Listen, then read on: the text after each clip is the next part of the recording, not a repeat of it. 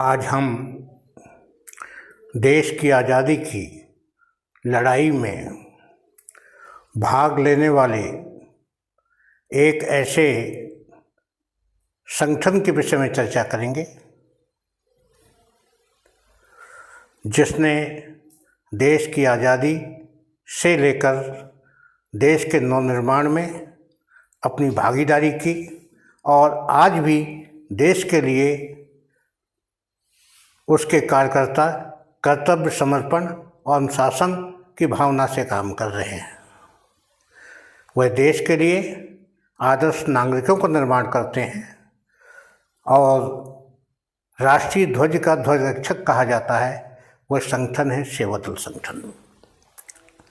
सेवादल की अवधारणा का जन्म आज से 100 साल पहले नागपुर सेंट्रल जेल में हुआ था।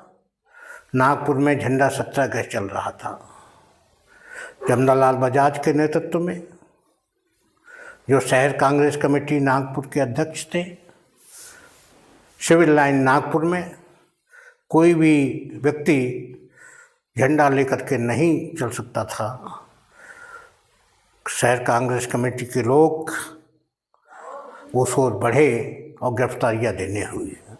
गिरफ्तार उन्होंने पुलिस ने समझा कि ये हमारे भवनों पर झंडा फहराने आ रहे हैं। बलपूर्वक कार्रवाई की। पूरे देश में यह आंदोलन झंडा आंदोलन के नाम से विख्यात हुआ। देश के विभिन्न भागों से आए हुए लोगों ने अपनी गिरफ्तारियां दी। कर्नाटक से एक नवयुवक नारायण सुब्बा राव हार्डीकर, जो अमेरिका से शिक्षा पूरी करके आए थे, अपने एक जत्थे के साथ शामिल हुए। विनोबा भावे भी शामिल हुए। देश के प्रमुख नेताओं ने इसकी गिरफ्तारी दी। जब जेल में गिरफ्तारी के दौरान सत्याग्रहियों पर अत्याचार किया जाता था, लोग माफ़ीनामा लिख करके बाहर आ जाते थे। डॉक्टर हार्डीकर ने सोचा कि देश की लड़ाई कैसी लड़ी जाएगी। लोग माफ़ीनामा लिख करके बाहर आ रहे हैं, क्यों ना ऐसे संगठन का निर्माण किया जाए जो कठिन से कठिन परिस्थिति में हिले नहीं, डिगे नहीं, अपने मिशन पर कायम रहे। उनके मन में विचार आया। झंडा सत्याग्रह का आंदोलन का नेतृत्व सरदार पटेल ने किया और सरदार बन गए। झंडा सत्याग्रह के पश्चात दिल्ली में राष्ट्र सेवा मंडल के अंतर्गत एक वॉलंटियर कॉन्फ्रेंस हुई। उसमें एक समान विचारधारा वाले लोगों ने भाग लिया कि कैसे इस संगठन का निर्माण किया जाए, कैसे हम लोग देश की आज़ादी की लड़ाई लड़ें। और वह सब लोग उस टाइम में नवयुवक थे। डॉक्टर हार्डीकर की चर्चा मौलाना आज़ाद जी से हुई। उन्होंने कहा, पंडित नेहरू के पास जाइए, उनसे चर्चा करिए। डॉक्टर हार्डीकर 14 नवंबर 1923 को इलाहाबाद गए। नेहरू जी का जन्मदिन था। नेहरू जी से संबंध में चर्चा की। नेहरू जी ने सहमति जताई कि ऐसे संगठन का निर्माण होना चाहिए। दिसंबर मास में काकीनाडा में अखिल भारतीय कांग्रेस कमेटी के महाधिवेशन आयोजित किया गया।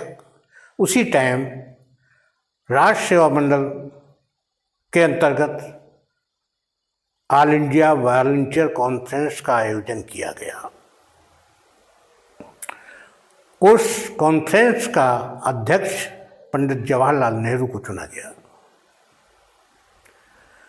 डॉक्टर हार्डीकर संस्थापक एवं सचिव का काम उत्तरदायित्व दिया गया। यह संगठन कैसा हो, देश की आज़ादी की लड़ाई कैसे लड़ी जाए, क्या काम करेगा, इस संबंध में विस्तार पूर्वक चर्चा हुई। श्रीमती सरोजिनी नायडू ने सेवादल की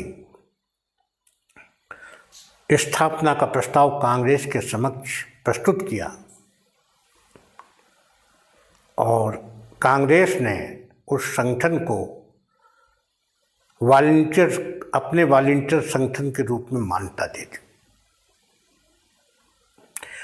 इस संगठन का नाम हिंदुस्तानी सेवादल रखा गया।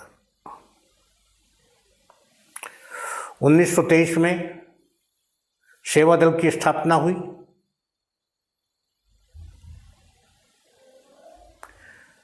काकीनाडा में जन्म हुआ। अवधारणा का जन्म नागपुर की सेंट्रल जेल में हुआ।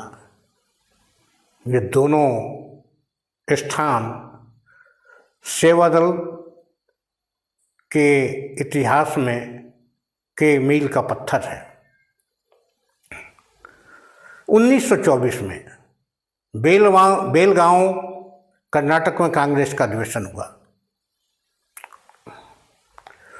उस अधिवेशन की तैयारी की व्यवस्था के लिए बागलकोट के सीतामढ़ी नामक स्थान पर 3 महीने का एक शिविर लगाया गया। प्रशिक्षण दिया गया। कठिन से कठिन परिस्थितियों में शारीरिक प्रशिक्षण दिया गया, बौद्धिक दिया गया और राष्ट्र के प्रति प्रेम भावना का, देश प्रेम की भावना के विषय में किया गया। महात्मा गांधी एक बार कांग्रेस अध्यक्ष बने और वह बने हैं बेलगांव कांग्रेस में। उसके बाद कभी वो कांग्रेस अध्यक्ष नहीं बने। बेलगांव अधिवेशन की व्यवस्था के लिए सेवादल को डॉक्टर हार्डीकर के नेतृत्व में, दुर्गाबाई देशमुख के नेतृत्व में, उमाबाई कुंदापुर के नेतृत्व में 2 काम दिए गए। एक ट्रैफिक कंट्रोल, दूसरा सैनिटेशन।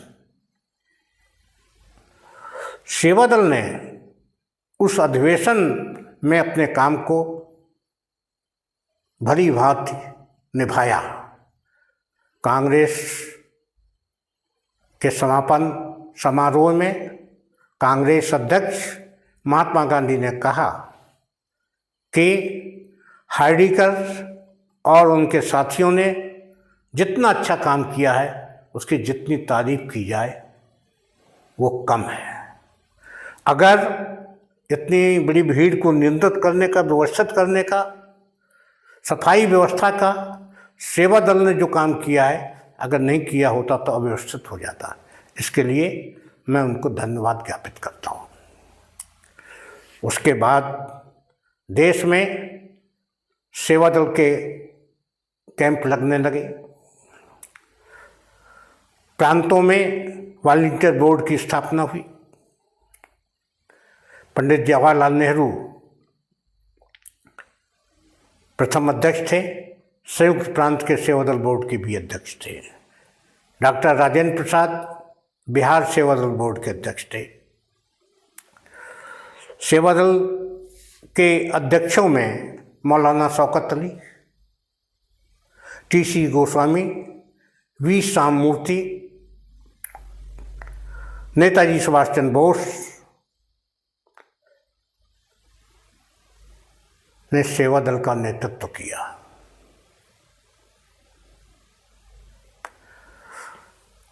और 8 सालों में सेवादल इतना मजबूत हो गया कि ब्रिटिश हुकूमत की निगाह में सेवादल खटकने लगा। 1927 में बागलकोट में सेवादल अकादमी की स्थापना हुई। वहाँ कार्यकर्ताओं को प्रशिक्षण दिए जाने लगा। देश के प्रत्येक भाग में गांधी की अहिंसक सेना के रूप में सेवा दल के कार्यकर्ता दिखाई देने लगे। 1931 में बंबई में सेवा दल का एक अधिवेशन हुआ। पार्टी के कुछ नेताओं को लगा कि कहीं सेवा दल संगठन हावी ना हो जाए। सेवा दल सम्मेलन की अध्यक्षता महात्मा गांधी ने की और उन्होंने कहा वह समय आ गया है कि सेवा दल कांग्रेस के अधीन काम करे। डॉक्टर हार्डिकर के सामने यक्ष प्रश्न खड़ा हुआ। इससे पहले सेवा दल का स्वरूप स्वतंत्र था। हर साल वॉलंटियर कॉन्फ्रेंस होती थी, अध्यक्ष निर्वाचित किया जाता था। गांधी जी के इस निर्णय के पश्चात सेवा दल कांग्रेस कार्य समिति के अधीन आ गया, लेकिन सेवा दल को अपने संगठन के कामों में किसी प्रकार की बाधा नहीं थी और स्वतंत्र रूप से काम करते थे। कार्य समिति जो निर्देश देती थी सेवा दल करता था। देश की आज़ादी की लड़ाई भी करता था, रचनात्मक काम भी करता था, सूत भी काटता था, श्रमदान भी करता था। कठिन से कठिन परिस्थितियों में आंदोलन में चट्टान की भांति खड़ा रहता था और आंदोलनों में अग्रिम पंक्ति में खड़ा होता था। इसलिए सेवा दल कांग्रेस का प्रथम मोर्चा संगठन है और देश का प्रथम नवयुग संगठन है। ब्रिटिश हुकूमत यहाँ तक घबरा गई कि सेवा दल में मिलिट्री ट्रेनिंग दी जाती है और शासन के खिलाफ लड़ाई लड़ने के लिए उत्प्रेरित किया जाता है। 1927 में जब चीन में भूकंप आया, सेवा दल ने गवर्नमेंट को कहा कि हमें अपनी टीम को मेडिकल सहायता को एम्बुलेंस से भेजने की अनुमति दी जाए, लेकिन ब्रिटिश गवर्नमेंट ने नहीं दी। 1932 में कांग्रेस के ऊपर प्रतिबंध लगाया गया, सेवा दल के ऊपर प्रतिबंध लगाया गया। कांग्रेस के ऊपर से प्रतिबंध हट गया पर सेवा दल के ऊपर से प्रतिबंध नहीं हटा। पर सेवा दल के संगठन के कार्यकर्ताओं के अंदर एक जुनून था। विभिन्न प्रांतों में विभिन्न नामों से काम करने लगे। महाराष्ट्र में राष्ट्र सेवा मंडल, संयुक्त प्रांत में कौमी सेना, गुजरात में कांग्रेस सेवा दल, फ्रंटियर में खान अब्दुल गफ्फार खान की खुदाई खिदमतगार।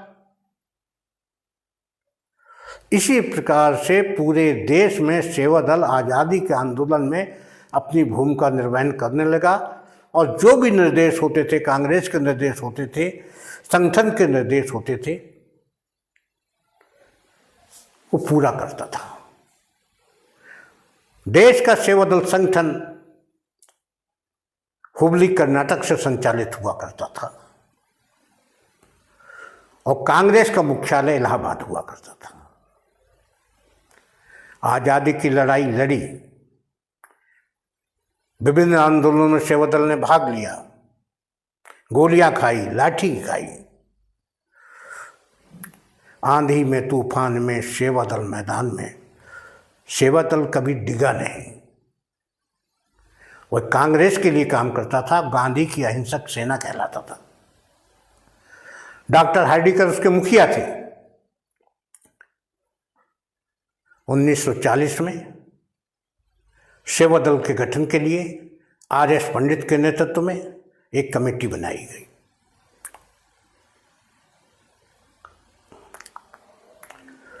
देश के आज़ादी का समय आया 1946 में। देश में सेवा दल के ऊपर से प्रतिबंध हटा दिया गया था और फिर एक बार हिंदुस्तानी सेवा दल पूरे देश में काम करने लगा। कांग्रेस कार्य समिति के अंदर काम करने लगा। आज़ादी के आंदोलन के दौरान सेवा दल को एक प्रमुख जिम्मेदारी दी गई। महीने के अंतिम रविवार को राष्ट्रीय ध्वज का ध्वजवंदन।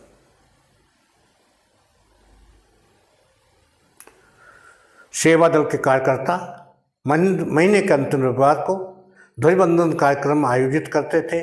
झंडे को सलामी दी जाती थी और इसी बहाने पूरे कांग्रेस के लोग, देश की आज़ादी के लोग में काम करने वाले लोग इकट्ठा होते थे। ध्वजवंदन की विधियों का निर्माण सेवा दल ने किया। इसलिए सेवा दल को कांग्रेस के ध्वज का और वर्तमान ध्वज का, राष्ट्रीय ध्वज का ध्वज रक्षक कहा जाता है। नागपुर एक तरफ सेवा दल की भावना का उद्गम स्थल है, दूसरी तरफ विलोम संगठन का भी हेडक्वार्टर है, जिसने कभी आज़ादी की लड़ाई में भाग नहीं लिया।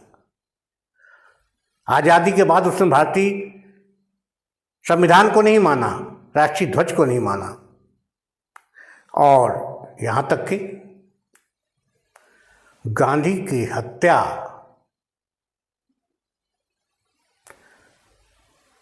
के कृतघ्न से भी जुड़ा हुआ था। उस संगठन के ऊपर प्रतिबंध लगाया गया और एक समय आया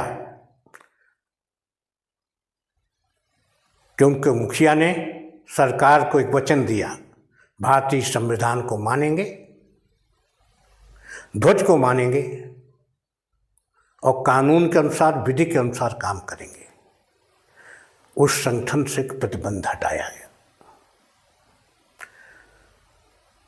वह संगठन सांप्रदायिकता के जहर बोने में लगा हुआ था। देश की आज़ादी के बाद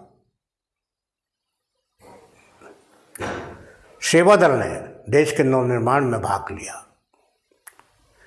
अगर आप प्रांतों में स्वयंसेवक दल की बात कहें, होमगार्ड की बात कहें, स्काउट की बात करें, प्रादेशिक सेना की बात करें, तो सेवा दल के कार्यकर्ताओं ने अपना योगदान दिया। सेवा दल के कार्यकर्ता का मुख्य आधार कर्तव्य समर्पण और अनुशासन होता है। वह कुछ नहीं मांगता, अपना प्रचार प्रसार नहीं करता, उसका कार्यकर्ता अपना काम करता है, कांग्रेस के लिए काम करता है, देश के लिए काम करता है और आम जन को देश की राष्ट्रीय एकता की, अखंडता की भावना को जोड़ने के लिए काम करता है। कांग्रेस के अंदर सेवा दल का मुख्य काम कैडर का निर्माण करना,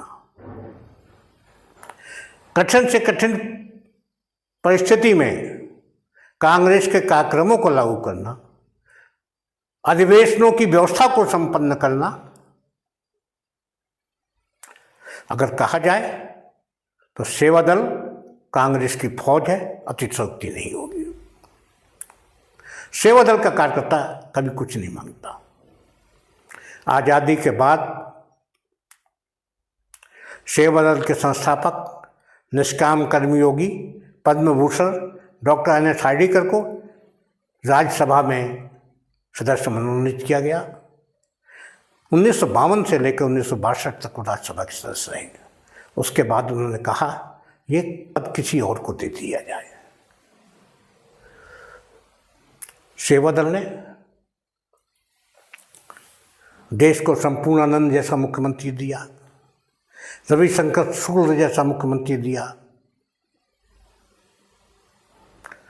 और देश की आज़ादी की लड़ाई में महत्वपूर्ण योगदान करने वाले पंडित जवाहरलाल नेहरू और सुभाष चंद्र बोस ने भी सेवा दल का नेतृत्व किया। आज हमारा संगठन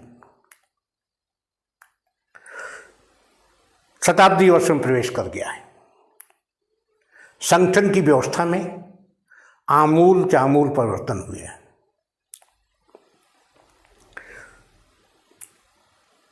और उसका असर सेवा दल पर भी पड़ा है। सेवा दल के अपना संविधान होता है, अपनी नियमावली होती है, कार्य समिति जो काम देती है उसको कार्य करती है। आज उन लोगों का भाव हो गया है जो कांग्रेस को समझते थे, सेवा दल को समझते थे। आज की परिस्थिति में, विषम परिस्थिति में देश चल रहा है, इसमें सेवा दल की भूमिका अहम हो जाती है। अभी पिछले साल 7 सितंबर को पूर्व कांग्रेस अध्यक्ष राहुल गांधी ने भारत जोड़ो यात्रा पर प्रारंभ की, कन्याकुमारी से कश्मीर तक। राष्ट्रीय ध्वज को लेकर के कांग्रेस का, सेवा दल का अग्रिम दस्ता लेकर के चलता था।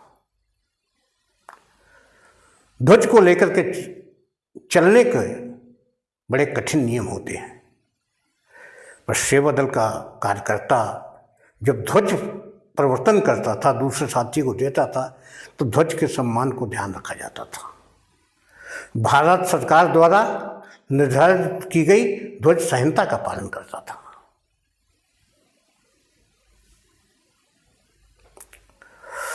देश के सेवा दल को मजबूत बनाने में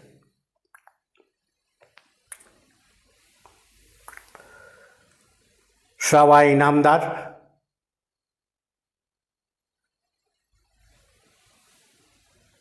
उमा प्रसाद तिवारी, सविता बहन, मदन भाई,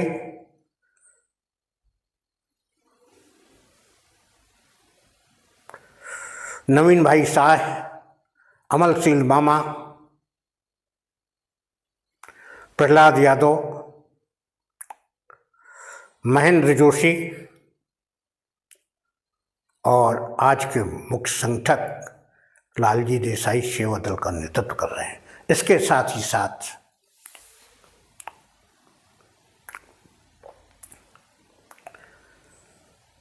चंद्रजीत यादव, तरुण गागोई,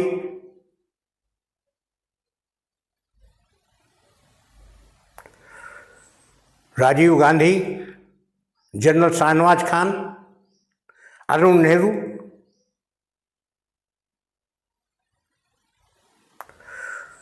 तारिक अनवर, रामेश्वर नीखरा, बीके हरिप्रसाद, सुरेश पचौरी, हरीश रावत जैसी शख्सियतों ने सेवा दल के चेयरमैन के पद का निर्वहन किया। 1983 में लाल किले के पीछे नवीन भाई शाह के नेतृत्व में राष्ट्रीय प्रशिक्षण शिविर का आयोजन किया गया। लाल किले के पीछे सेवा दल का राष्ट्रीय प्रशिक्षण लघु भारत के रूप में था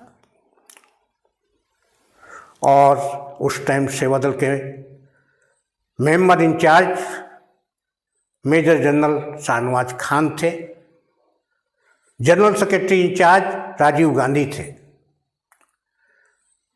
दिल्ली के बोर्ड क्लब के मैदान में 30,000 की रैली हुई, जिसमें प्रधानमंत्री इंदिरा गांधी ने रैली का निरीक्षण किया। उनके साथ जनरल शाहनवाज खान, नवीन भाई शाह खड़े थे।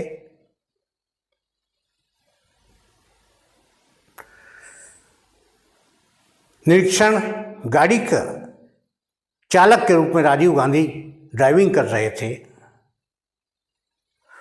और राम सजीवन सिंह उत्तर प्रदेश के प्रदेश मुख्य अधिकारी थे, अखिल भारतीय संगठक के रूप में कार्य कर रहे थे और पायलटिंग में सेवा दल के 2 प्रशिक्षक VPS Solanki, PA Gurung pilot motorcycle में आगे आगे चल रहे थे। श्वेत सेना का विशाल बोट क्लब के मैदान में, राजपथ में चल रहे थे। सेवादल के कार्यकर्ता प्रहलाद यादव, मसूद अहमद जैदी कमेंट्री कर रहे थे। इंदिरा जी ने पूछा, ये कौन लोग हैं? क्या ऑल इंडिया रेडियो के लोग हैं जो कमेंट्री कर रहे हैं? तो नवीन भाई ने बताया, नहीं, हमारे सेवादल के दो साथी प्रहलाद यादव और मसूद अहमद जैदी हैं। जब राजीव जी सेवादल के मेंबर इंचार्ज बने, जनरल सेक्रेटरी के रूप में काम शुरू किया, तो उन्होंने सोचा कि सेवादल के प्रशिक्षण में, संविधान में, मैनुअल्स में कोई परिवर्तन की आवश्यकता है कि नहीं। मिलिट्री के रिटायर्ड अफसरों को बुलाया, सेवादल के मैनुअल और संविधान सौंपे गए, आप देखें इसमें क्या परिवर्तन किया जा सकता है। कुछ दिन बाद वह अधिकारी राजीव गांधी से मिले, कहा इसमें कोई परिवर्तन की आवश्यकता नहीं है। जो वर्ड ऑफ कमांड है, जो भावना है, इससे अच्छी भावना किसी भी संगठन में नहीं हो सकती है। ये देश का सर्वोत्तम संगठन है। उसके बाद अक्टूबर 84 में पटना के गांधी मैदान में 1 लाख लोगों की रैली आयोजित की गई। गांधी मैदान में देखें, फुलवारी शरीफ से लेकर के गांधी मैदान तक सेवादल ही सेवादल दिखाई देता था। पूरा गांधी मैदान खचाखच भरा हुआ था। राजीव गांधी निरीक्षण कर रहे थे। इंदिरा जी का सारगर्भित ओजस्वी भाषण हुआ। उन्होंने भविष्य में आने वाले खतरे के प्रति आगाह किया और उनकी अपेक्षा थी कि सेवादल देश के अंदर अपनी अहम भूमिका निभाए। 84 के बाद में, इंदिरा जी के बाद में, राजीव जी की इच्छा थी देश में सेवादल हर एक जगह दिखाई दे।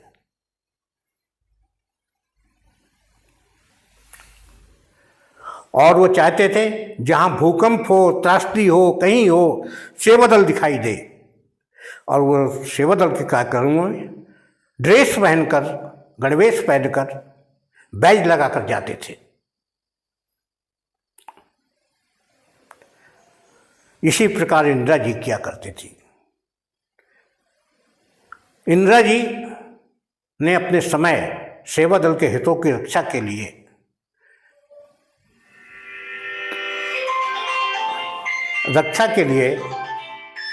हमेशा सजग रहीं। यहाँ तक कि कई समय ऐसे आए कि उनको पंडित जी से भी सेवादल के लिए लड़ाई लड़नी पड़ी। सेवादल के हितैषी रहे। राजीव जी के जाने के बाद सोनिया जी के नेतृत्व में सेवादल काम करता रहा।